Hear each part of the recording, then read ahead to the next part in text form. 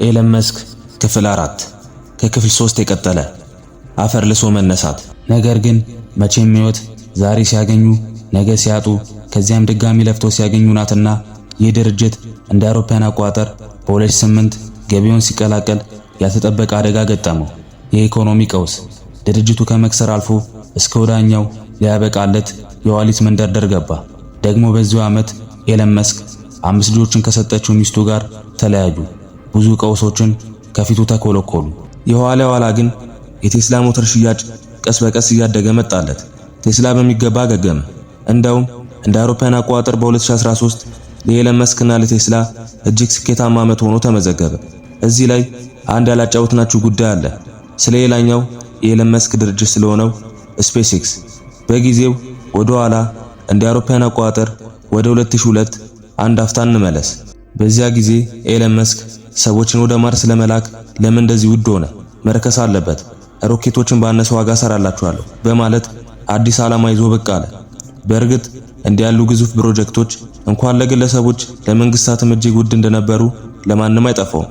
ለኤለን መስክ ግን እንዲያውኑ አልታየውም። ስፔስ ኤክስ የተባለ በጠፈር ሳይንስ ዙሪያ የሚሰራ ድርጅት መሰረተ። እንደ ኤለን መስክ ህልም ከሆነ ሰዎችን ወደ ማርስ የማጓጓዣው ገንዘብ $500,000 ላይበልጥ ይችላል። ኤለን መስክ እንዲህ ይለናል፣ የሀብቴ ግማሹ የዓለማችንን ችግር እንዲፈታ ነው የምፈልገው፣ የተቀረው ግማሹ ደግሞ በማርስ ላይ የተረጋጋ ሕይወት የሚኖርባት ከተማ እንዲፈጠር። መሬት ላይ ለምሳሌ የሰውና የእንስሳት ዝርያ ጨርሶ ሊጠፋ ቢችል፣ ለምሳሌ ሶስተኛው የዓለም ጦርነት ቢፈጠር ወይ እንደ ዳይኖሰር ያለ እንግዳ ፍጥረት ጨርሶ ቢያጠፋን ማርስ ላይ ሕይወት መቀጠል አለበት። እንደ አውሮፓውያን አቆጣጠር በ2008 ስፔስ ኤክስ በጥሩ ሁኔታ ተቋቋመ። እንደውም ናሳ ለዓለም አቀፉ የጠፈር ጣቢያ የዕቃ ማጓጓዣ የአገልግሎት ውል ለኩባንያው ሰጠው። ወደፊትም ጠፈርተኞችን ለማጓጓዝ የሚያገለግሉ የናሳ መንኮራኩሮች ይህ ድርጅት በሚያመርታቸው መንኮራኩሮች ሁሉ ሊተኩ እንደሚችሉ ተስፋ አደረጉበት። ከብዙ የከሸፉ ሙከራዎች በኋላ እንደ አውሮፓውያን አቆጣጠር ከሜይ 22 2012 ጀምሮ ኤለን መስክ ወደ ጠፈር እየላካቸው የሚገኙ ሮኬቶች ለዓለም አቀፉ የጠፈር ምርምር ጣቢያ የተለያዩ አቅርቦቶችን በማድረስ እንዲሁም ሳተላይቶችን ተሸክመው ጠፈር ድረስ በማድረስ ታሪክ በመስራት ላይ ይገኛሉ።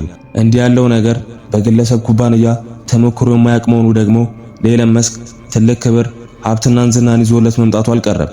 ኤለን መስክ በ2016 ያቋቋመው ድርጅት ግን ዓለም በጥርጣሬ እንዲመለከተው ሳያደርገው አልቀረም። ኤለን መስክ ነው አሁን ደግሞ ኒውራሊንክ የተባለ ድርጅት አቋቋምኩኝ አለ። ይህ ድርጅት ከቀደሙት ለየት የሚያደርገው በሰው አእምሮ የሚገጠም ቺፕስ የሚሰራ ሲሆን ምክንያቱ ደግሞ የሰው ልጅ ወደፊት ሊመጣ ለሚችለው ስልጣኔ ብቁ ሆኖ እንዲገኝ ነው ብሏል። ጉዳዩ እጅግ አጠራጣሪና ምንድነው የጉድ የሚያስብል ቢሆንም ኤለን መስክ ግን እውን ለማድረግ ቀን ከሌሊት ሳይመርጥ ይተጋል።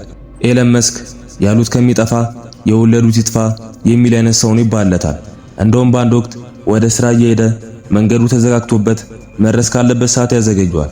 ይህኔ እዛው መኪና ውስጥ እንደተቀመጠ በትዊተር ገጹ ላይ መሬት ቆፈሬ የመሬት ውስጥ ለውስጥ መንገድ እሰራለሁ ብሎ ፖስት አደረገ። እንደ አውሮፓውያን አቆጣጠር በ2017 የመሬት ቁፋሮ በተለያዩ የአሜሪካ ግዛቶች ተጀመረ። እንደ አውሮፓውያን አቆጣጠር በየካቲት 2018 የተሳካ ሙከራ ተደረገ። ኤለን መስክ እንዲህ ያለ ሰው ነው። ደግሞ በአንድ ወቅት የተባበሩት መንግስታት ስብሰባ ላይ $6 ቢሊዮን ቢገኝ ረሃብን ከዓለም ማጥፋት እንችል ነበር መባሉን ሲሰማ $6 ቢሊዮን ምን አላት? እኔ ሰጣችኋለሁ፣ እናንተ ብቻ እንዴት ልታረጉ እንዳሰባችሁ ጉዳዩን በዝርዝር አስረዱኝ ማለቱ ይታወሳል። ኤለን መስክ እንቅልፍ የሌለው የፈጠራ ሰው የመሆኑን ያክል አወዛጋቢም ነው ይባልለታል። ለምሳሌ በአንድ ሾው ላይ ቀርቦ ማሪዋና ሲያጨስ ታይቷል። እንደ አውሮፓውያን አቆጣጠር በ2008 ከሚስቱ ከተፋታ በኋላ ታሉላ ራይል የምትባል እንግሊዛዊ ተዋናይ ጋር ግንኙነት ጀምሮ ነበር። እንደ አውሮፓውያን አቆጣጠር በ2010ም ተጋቡ። እንደ አውሮፓውያን አቆጣጠር በ2012 ደግሞ ተፋቱ። ድጋሚ እንደ አውሮፓውያን አቆጣጠር በ2013 መልሰው ተጋቡ። እንደ አውሮፓውያን አቆጣጠር በ2014 ደግሞ በድጋሚ ተፋቱ። እዚህ ላይ መቼም ጉዳዩ ጥንዶች ቢሆንም ለሰሚው ግን ግራ መጋባት እንደሚሆን ገምታለሁ። የሆነ ሆኖ ኤለን መስክ ከ380.4 ቢሊዮን ዶላር በላይ ሀብት ያካበተ ቢጠሩት የማይሰማ የሚባል አይነት የናጠጠ ቱጃር ነው። አሁን ላይ የፕላኔታችን ቁጥር 1 ቱጃር ነው። ውድ ቤተሰቦች የዓለማችን ቁንጮ ቱጃር አወዛጋቢው ዝነኛ የፈጠራ ሰው ኤለን መስክ እዚህ ጋር በቃ።